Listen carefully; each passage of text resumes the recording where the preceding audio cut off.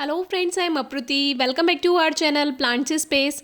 जब मेरा terrace garden नहीं था उससे भी पहले से मेरा मन था कि ये दो प्लांट्स मेरे गार्डन में ज़रूर ऐड होने चाहिए, क्योंकि जो प्लांट्स होते हैं बाकी वो छोटे छोटे रहते हैं तो टेरेस गार्डन इतना खूबसूरत नहीं लगता है। तभी टेरेस गार्डन अच्छा लगता है जब गार्डन में बड़े बड़े प्लांट्स हों।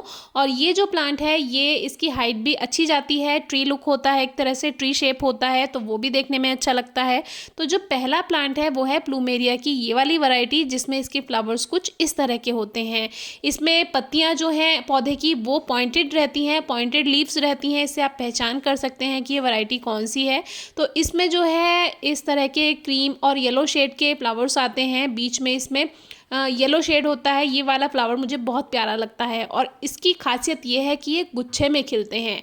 और इन प्लांट्स में आपको बहुत ज़्यादा केयर नहीं करनी पड़ती, कटिंग से भी ग्रो हो जाते हैं। और अगर आप कटिंग से नहीं ग्रो करना चाहते क्योंकि थोड़ा टाइम ले लेता है प्लांट, तो आप नर्सरी से इसके प्लांट्स भी लेकर आ सकते हैं। और उनकी ये खासियत रहेगी कि वो आपको जल्दी फ्लावर्स देना शुरू कर देंगे।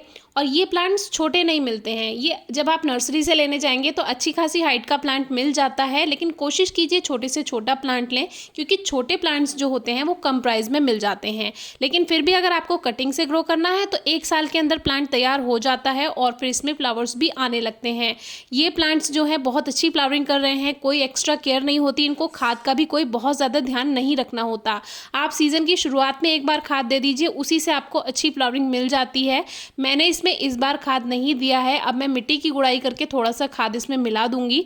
लेकिन आपको ये बताना ज़रूरी है कि ये जो प्लांट्स हैं ये बहुत ज़्यादा खाद की इनको रिक्वायरमेंट नहीं होती है। पॉट में आप देखिए काफ़ी प्लांट्स हैं, इसके क्रोसेंथेमम का एक छोटा पौधा है, ये बथुए का एक पौधा था जिसके सीड्स हमें बनाने थे तो इसको हमने रहने दिया था और देखिए इसमें सीड्स भी बन चुके हैं।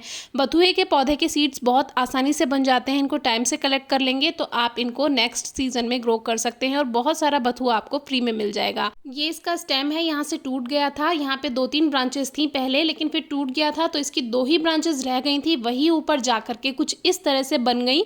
और कोई कटिंग प्रूनिंग नहीं की थी, बस शुरू में बंदर ने तोड़ दिया था, उसी से 2 ब्रांचेस बन गई और अब ये अपने आप इस तरह से नई नई शूट्स बनाता रहता है। प्रूनिंग करने की भी ज़रूरत नहीं हुई, देखिए काफ़ी सारी इसमें शूट्स निकली तो उन्हीं से ही इनकी ब्रांचेस बन के तैयार हो गई। और जितनी ब्रांचेस होती हैं उसके अकॉर्डिंग ही इसमें फ्लावरिंग होती है। तो जैसे कभी अगर ऐसा है कि एक ब्रांच पे फ्लावरिंग नहीं हो रही है तो कोई बात नहीं, अभी पूरा सीजन चलेगा। लगभग अप्रैल लास्ट से इसमें फ्लावर्स आने शुरू हो जाते हैं हमारी तरफ। कहीं कहीं जहाँ ज़मीन में लगे हैं वहाँ आपको ये मार्च से भी फ्लावर्स देना शुरू कर देते हैं। अब ये है सेकंड वैरायटी, जो कि ये भी ग्रो बैग में शिफ्ट कर दी थी हमने। शुरू में ये सभी 12 इंच के गमले में थे और इसमें एक छोटा सा पॉट यहाँ जूही का रखा हुआ है जो जड़ें पूरी फैल चुकी है इसके ही पॉट में प्लूमेरिया के। तो इसमें एक कॉस्मोस भी है, ये भी अपने आप ग्रो हो गया है। तो कुछ पौधे अपने आप ग्रो हो जाते हैं तो उन्हें हम ग्रो होने देते हैं। अब ये भी देखिए 2 पार्ट्स में ये भी बन गया है, अब 2 ब्रांचेस इसकी गई हैं, वो भी मल्टीप्लाई हो गई हैं, इसमें बहुत सारी शूट्स बनी और फिर इस तरह से ये ट्री लुक आपको आपके टेरेस गार्डन में बना कर देगा। इसीलिए आपको बोला कि ये प्लांट ज़रूर ऐड कीजिए, मेरा सपना था ये दोनों प्लांट्स ऐड करने का। और इसमें आप हैंगिंग्स भी लगा सकते हैं, यानी डेकोरेटिव प्लांट है ये एक तरह से। इसमें डेकोरेशन के लिए आप हैंगिंग्स लगा सकते हैं, डिज़ाइनर हैंगिंग DIY, तो उससे भी गार्डन बहुत प्यारा लगता है। मैंने इसलिए नहीं लगाया हुआ है क्योंकि बंदर हमारे यहाँ काफ़ी हैं और वो उसको जो हम DIY या कुछ भी इसमें हैंगिंग लगाएंगे वो उसको तोड़ने के चक्कर में पूरा प्लांट ही तोड़ देंगे। तो ये है प्लूमेरिया की सेकंड वैरायटी जो कि प्लेन वाइट शेड में है, लेकिन इसमें हल्का सा येलो शेड बीच में आता है। तो इसकी जो पत्तियां होती हैं आगे से थोड़ी कर्व होती हैं, थोड़ी मुड़ी हुई होती हैं। तो इस तरह से इसकी आप पहचान कर सकते हैं वैरायटी कौन सी है। ये दोनों वैरायटी कटिंग से ग्रो हो जाती हैं, किसी भी मौसम में ग्रो कर सकते हैं। जब इनका ऑफ सीजन है तब भी आप लगा सकते हैं, बस मिट्टी में जो नमी है उसका ध्यान रखना होगा।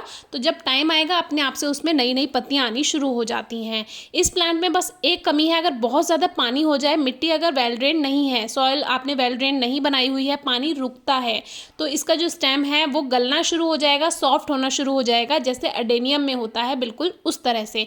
तो पानी हल्का ही दीजिए। आपने देखा होगा रोड साइड या डिवाइडर पे काफ़ी जगह पे ये प्लांट्स लगे हुए होते हैं, इसीलिए क्योंकि इनकी देखभाल कम होती है। और ये मैं ऐसे ही नहीं कह रही, अगर आपको ये देखना है कि कम देखभाल वाले पौधे होते कौन से हैं तो कभी अपने शहर में निकल जाइए, रोड साइड देखिए, डिवाइडर पे देखिए कौन से प्लांट्स लगाए गए हैं, तो समझ जाइए ये जो प्लांट्स हैं ये कम देखभाल मांगते हैं, कम पानी मांगते हैं, इसीलिए उनको रोड साइड लगाया जाता है, डिवाइडर पे लगाया जाता है। ये इसकी पहचान है। तो इसकी केयर टिप्स और भी वीडियो हैं ग्रो करने के बारे में, आप डिस्क्रिप्शन बॉक्स में चेक कर सकते हैं। कोई क्वेरी हो तो पूछेगा। Thank you.